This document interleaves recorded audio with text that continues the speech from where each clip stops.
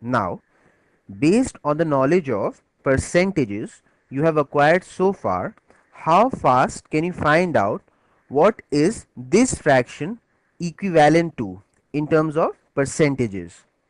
In other words, I'm asking 16.8 over 84 equal to how many percents? Alright, so I'm giving you 4 seconds for that, and your time starts now.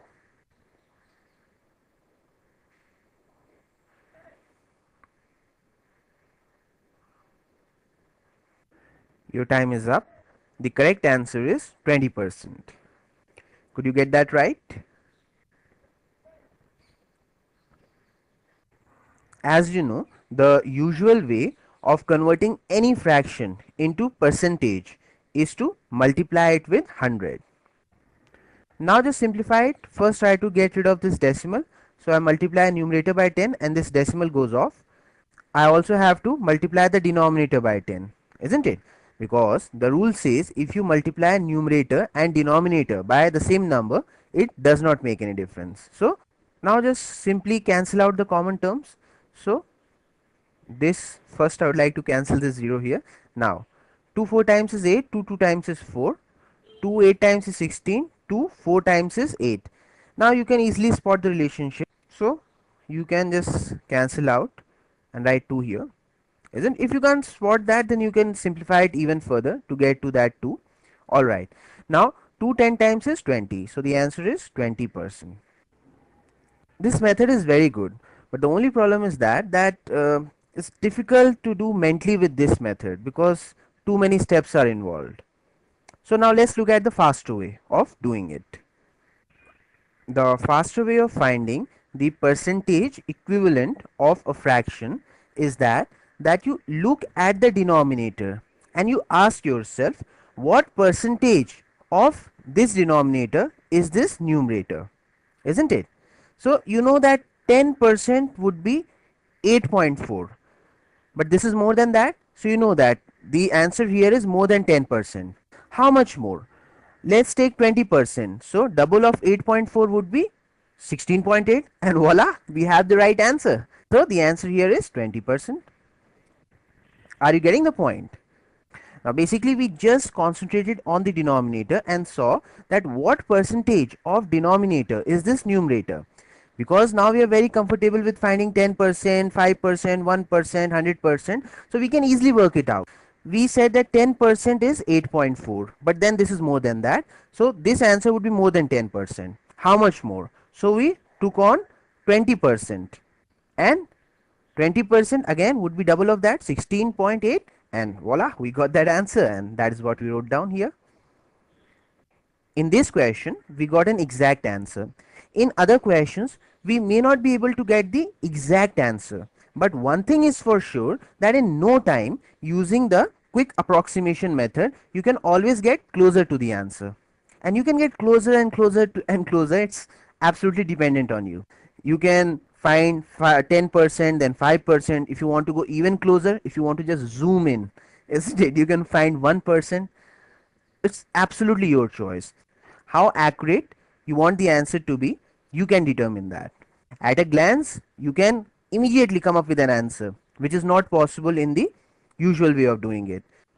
Now, you try to find out that 33 over 220 equal to how many percents? So once again look at the denominator and ask yourself what percentage of this denominator is the numerator. So 10% you know would be 22, but this is more than that, so therefore we can say that our answer would be more than 10%. So now let's take 20%. So 20% would be double of 22, that is 44. So now we have logged our target, isn't it? Now we know that come what may, this answer is between 10% and 20%. Okay, so let's try to get closer to it. Let's take 5%. 5% would be half of this, that is 11, and 11 plus 22 is 33, and yes, that is what our answer is. So 10% plus 5% is 15%. So this is our exact answer. Now find out what is 64.26 over 126 in terms of percentage. Now see the relationship between denominator and the numerator.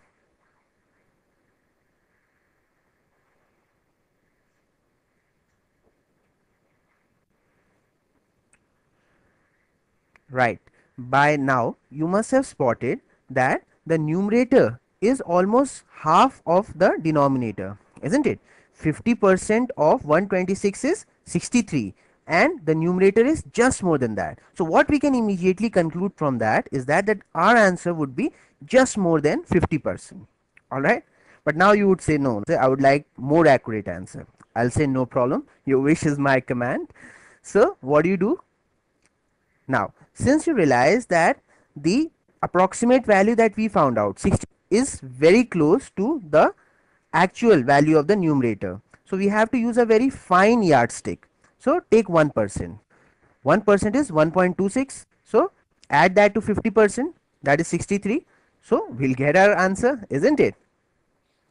63 plus 1.26 is right 64.26. So the answer is 51%. That is what we said in the first glance itself. The answer would be just more than 50%. And now we have found out the accurate answer. So do this last question, and I'm not going to help you at all with this.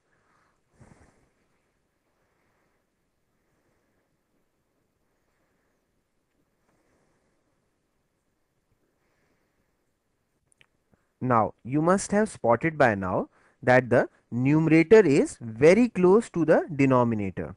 So if this thing is 100%, this would be just less than 100%. So again you have to use that fine yardstick. Alright. So let's find 1%. 1% would be 5.2. Now just roughly subtract 5.2 from 520. So our answer would be around 515. Now 515 is more than that. So we know that we have to go even down. So let's take 2%. 2% would be 10.4, twice of that. So subtracting 10.4 from 520 would give us this exact answer, isn't it? 509.6. Thus our answer is 100 minus 2%, that is 98%. So now I'm sure you can calculate the fraction equivalent of any percentage. So suppose if you get 509.6 marks out of the total marks of 520, then you know that you got 98% in your math exam, and that is a good score.